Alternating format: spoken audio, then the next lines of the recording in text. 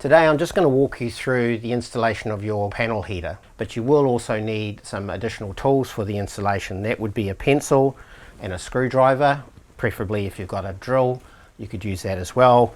You'll need a level and some sort of measuring device that you can actually measure with.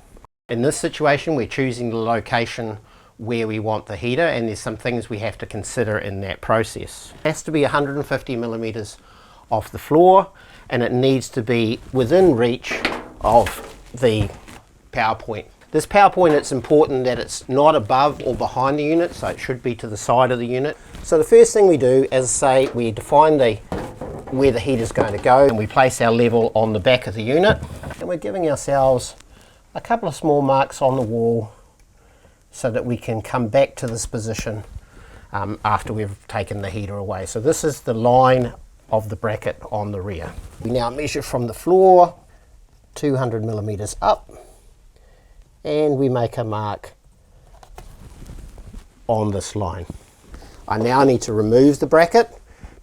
We place our thumbs at the top of the bracket and push hard against the unit and pull, and the bracket will come loose, and then just release it from the bottom. So as I say, we've marked the position for the bottom hole here. We're now going to put that here in terms of where it actually is going to go. This will be now the position, but we need to get this level first. So what we'll do is we'll put the first screw into the wall so that we can actually have this sitting and mounted, so we can actually move it and level it up. So, getting our screw from the packet. We only need the screws provided. The toggles that are in there are for if you're putting it into a solid wall.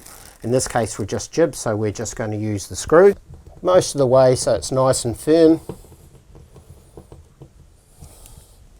Now we're returning the bracket and locating it onto the screw.